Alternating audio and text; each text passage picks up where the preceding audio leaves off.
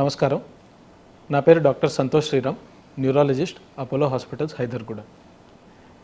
ఈరోజు మనము brain stroke గురించి కొన్ని విషయాలు మాట్లాడుకుందాం. మన మెదడుకి గుండె నుంచి రక్తనాళాల ద్వారా రక్త సరఫరా అవుతుంది. ఈ రక్తనాళాలు బ్లాక్ అయినా లేకపోతే చిట్లి మెదడులో రక్తస్రావం అయినా దాన్ని మనము స్ట్రోక్ అని అంటామండి. అది సో రక్తనాళాలు బ్లాక్ అయిపోతే దాన్ని ఇస్చెమిక్ స్ట్రోక్ అంటాము. దాంట్లో బ్లాక్ అయిన ఏరియా ఎక్కడికైతే రక్తము వెళ్ళదో ఆ భాగం మెదడుది మెల్లగా చనిపోవడం జరుగుతుందండి. సో ఈ స్ట్రోక్ అనేది రకరకాల విధంగా మనకి ప్రజెంట్ అవ్వచ్చు. సాధారణంగా మనము స్ట్రోక్ అనుకుంటే పక్షవాతం అంటే కాళ్ళు చేయి పడిపోవడము అనే అనుకుంటాము. కానీ మెదడులో ఏ ఏరియాలో రక్త ప్రసారం జరగట్లేదో దాన్ని బట్టి ఈ స్ట్రోక్ యొక్క లక్షణాలు ఉంటాయి. మాట తడబడ్డము, కాళ్ళు చెయ్యి కదలకపోవడం, కాళ్ళు చెయ్యి యొక్క బలం తగ్గిపోవడము, లేదా ఒకవైపు చూపు కనిపించకపోవడము, సడన్గా మనకి తిరిగినట్టు అనిపించడము, ఇవి కూడా స్ట్రోక్ యొక్క లక్షణాలు అయి ఉండొచ్చు. ఈ స్ట్రోక్ అనేది ఎందువల్ల వస్తుంది? స్ట్రోక్ రావడానికి రిస్క్ ఫ్యాక్టర్స్ అంటామండి. అంటే కొన్ని లక్షణాలు ఉంటే స్ట్రోక్ వస్తాయి. దాంట్లో కొన్ని రిస్క్ ఫ్యాక్టర్లు వాటిని మనం మార్చలేము. అంటే వయసు పెరిగేటప్పటికి స్ట్రోక్ వచ్చే ఛాన్స్ ఎక్కువ ఉంటుంది. అది సో మగవారికి స్ట్రోక్ ఎక్కువ వచ్చే ఛాన్స్ ఉంటుంది. సో ఇవి మనం అదే కొన్ని రిస్క్ ఫ్యాక్టర్స్ మనం మార్చగలుగుతాం. మాడిఫైబుల్ రిస్క్ ఫ్యాక్టర్స్ అంటాం. అవి ఏంటి అంటే, ఒకటి ఏదన్నా అడిక్షన్, స్మోకింగ్ కానీ ఆల్కహాల్ కానీ అడిక్షన్ ఉండడము. రెండోది మనకి ఓవర్ వెయిట్, ఒబెసిటీ ఉండడము. మూడోది ఒక సెడెంటరీ లైఫ్ స్టైల్.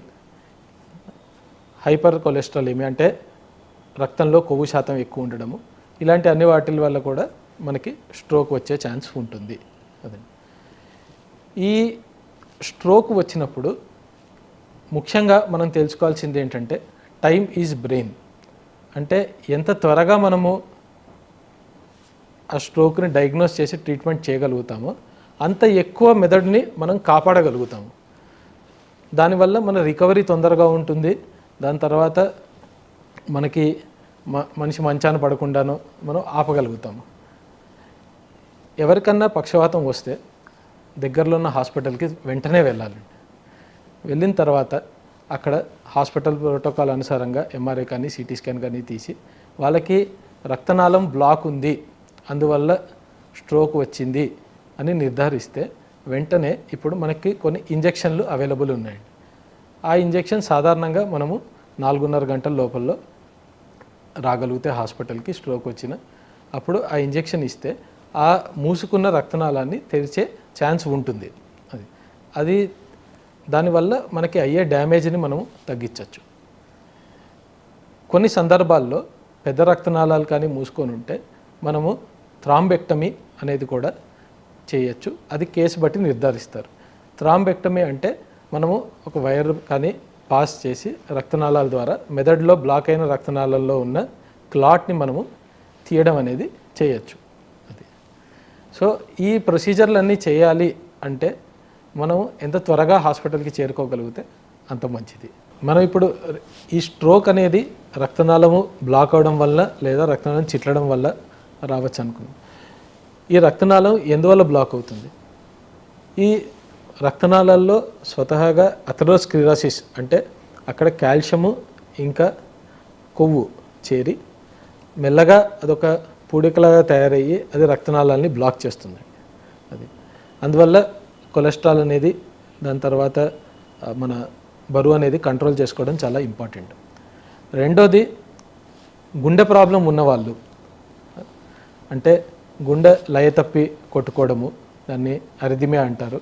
అది లేకపోతే గుండె వాల్వ్ ప్రాబ్లం ఉన్నవాళ్ళు, వాల్వ్ మార్పిడులు చేయించుకున్న వాళ్ళు, వాళ్ళకి కూడా రక్తము గడ్డకట్టి ఆ గడ్డకట్టిన భాగము గుండెలోంచి రక్తనాళాల ద్వారా బ్రెయిన్లో వెళ్ళి స్ట్రోక్ వచ్చే ప్రమాదం ఉంటుంది.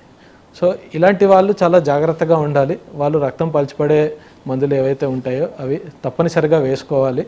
అండ్ రెగ్యులర్గా వాళ్ళు మానిటర్ చేసుకుంటూ ఉండాలి.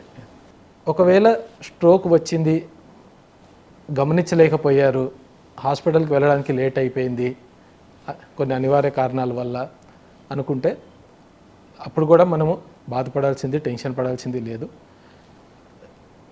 రక్తం పలచబడే బిళ్ళలు, దాని తర్వాత కొవ్వుని కంట్రోల్ చేసే బిళ్ళల ద్వారా మనము ఇస్టమిక్ స్ట్రోక్ని మేనేజ్ చేస్తామండి. అది దాని తర్వాత స్ట్రోక్ వచ్చిన తర్వాత ఫిజియోథెరపీ, స్పీచ్ థెరపీ అనేవి చేసుకొని మెల్లగా రికవరీ అనేది అయ్యే ఛాన్సెస్ ఉంటాయి. అది కొన్ని సందర్భాల్లో మనం చూస్తుంటాము ఈ కాలంలో చాలా తక్కువ వయసులో వాళ్ళకు కూడా స్ట్రోక్స్ వస్తున్నాయి. అది సో దానికి అనేకమైన కారణాలు ఉండొచ్చు. సో వయస్సుకి సంబంధం లేకుండా ఇంతకుముందు అనుకున్న లక్షణాలు ఎవరికన్నా కనిపిస్తే మాత్రము ఈ వయసులో నాకు స్ట్రోక్ ఏంటి అనుకోకుండా హాస్పిటల్కి త్వరగా చేరుకుంటే మనము పేషెంట్కి చాలా చేయవచ్చు.